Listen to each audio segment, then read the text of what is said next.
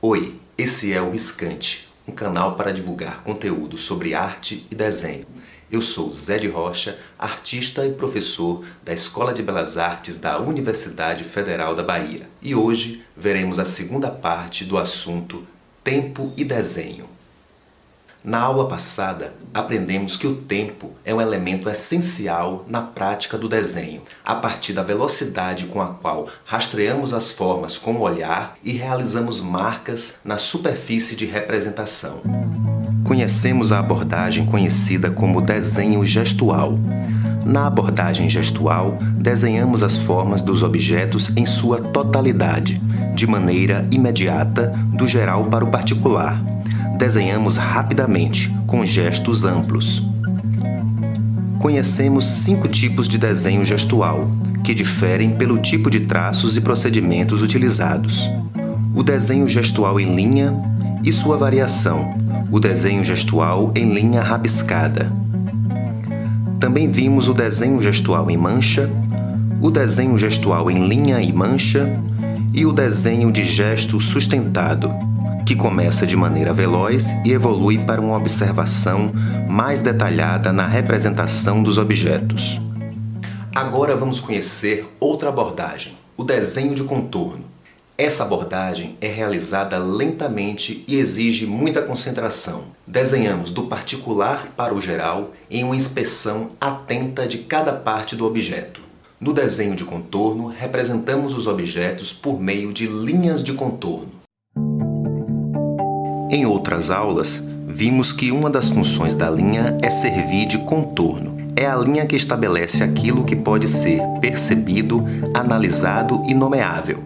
Mas, no desenho de contorno, não desenhamos apenas o perfil dos objetos, as suas bordas externas. Linha de contorno é uma linha precisa, que pode descrever vários aspectos do objeto. A linha de contorno pode descrever a espacialidade, definindo as arestas, os planos e as formas interiores do objeto. E também pode indicar outros aspectos, como os limites das sombras, das diferenças entre claro e escuro, os limites das texturas e das cores. A prática do desenho de contorno é muito comum em diversas metodologias de ensino de desenho. É um exercício que aguça nossa percepção e atenção. E geralmente, o desenho de contorno é praticado de 2 maneiras.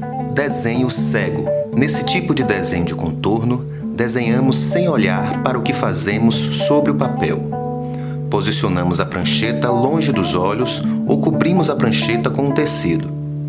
Olhamos apenas para o objeto que estamos desenhando. Por isso, os resultados do desenho cego são muito expressivos. Desenho semicego. Nesse tipo de desenho de contorno, olhamos esporadicamente para o que estamos fazendo sobre o papel.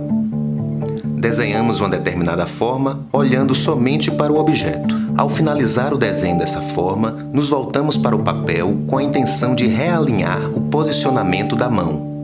Continuamos a desenhar, mantendo o olhar sobre o objeto.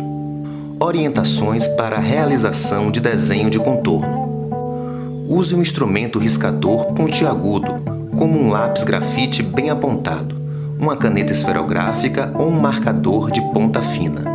O desenho de contorno requer uma linha incisiva e precisa. Não faça correções, não apague ou refaça as linhas.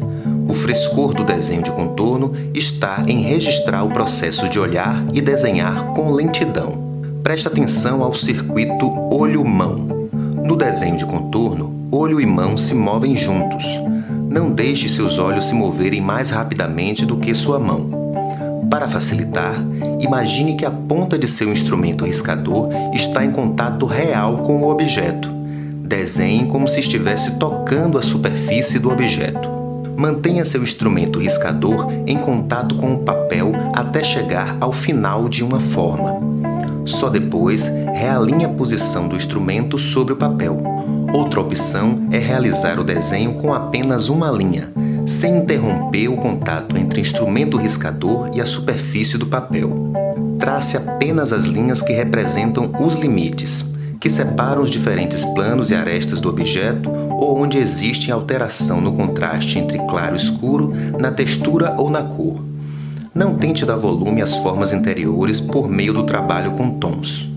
Se o instrumento riscador possibilitar, varie a pressão, mudando a espessura e o contraste dos traços para indicar as diferentes zonas mais escuras e claras ou as sobreposições de planos e formas.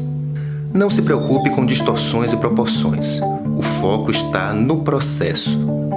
Com a prática, sua acuidade visual irá melhorar e os desenhos vão adquirir maior fidelidade ao modelo.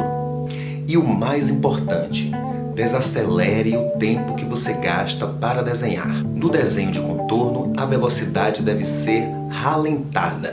Se concentre na observação cuidadosa e intensa de cada parte do objeto. Você pode gastar 5 minutos ou até mesmo 1 hora para realizar um único desenho. Fazer desenho de contorno pode ser comparado a uma espécie de meditação. Às vezes, nos absorvemos tanto nessa prática que esquecemos o nome do objeto que estamos desenhando. É quando o desenhador e a coisa desenhada se tornam um só.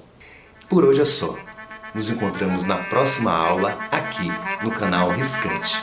Obrigado, um grande abraço.